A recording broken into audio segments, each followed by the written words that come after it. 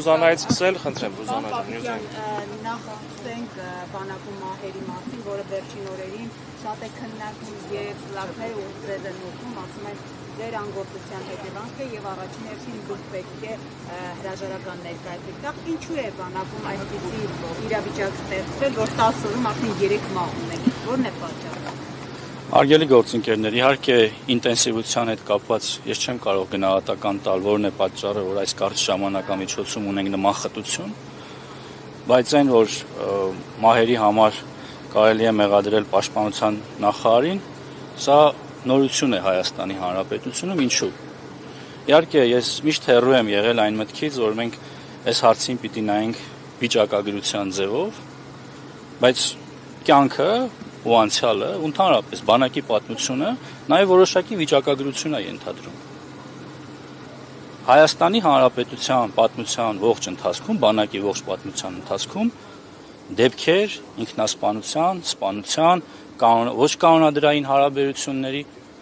եղել են մշտապես։ Դրանք բարձրացել են, իջել են, օրինակ 25 թվականին մեր աշխատանքի արդյունքում այդ թիվը հասել է մինիմալի 2-ի։ Բայց ես ընդամենը վիճակագրություն մի քանի ներկայացնեմ, որպեսզի ձեզ համար ավելի որ թվականից սկսեմ։ Ասեք, որ ավելի եկեք 16-ից սկսեմ, 17-ից սկսեմ, հետ պատերազմյան որպես շրջան։ Ներողություն եմ խնդրում, 16։ Ուրեմն 15 թվականին դեպքերի թիվը եղել է 7, բայց 2016 թվականին հավանաբար ապրիլյան պատերազմից հետո ես չեմ հոգեբան չեմ, ես չեմ կարող այստեղ գնահատական տալ։ Թիվը դարձել է 19 միանգամից։ Այսինքն նույն ժամանակաշրջան նույն նախարարն է աշխատել։ Նույն գլխավոր շտաբի պետն է աշխատել։ Վստահաբար նույն հետևողականությամբ աշխատել է։ Միայն Հայաստան, թե Հայաստան-Արցախ միասին։ Խոսքը վերաբերում է Հայաստանի Հանրապետության բանակին։ Հարգելի գործընկերներ,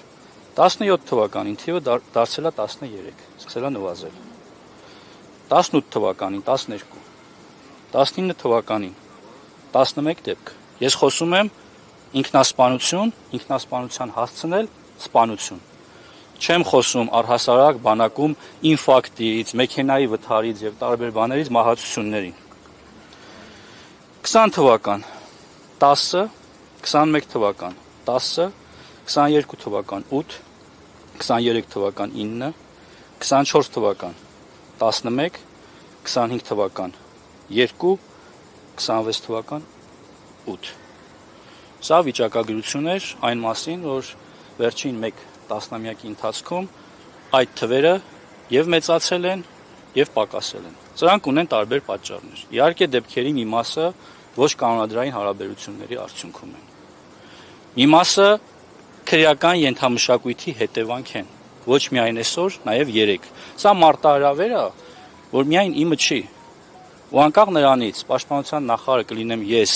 թե այլ մարդ, սրան պետք է համակարգային մոտեցում։ Ես չպիտի խորշեմ, լսել, որ դուք ներկայացնում եք ինչ-որ պրոբլեմ։ Այդ պրոբլեմի հետևից պիտի գնանք, դուք էլ ես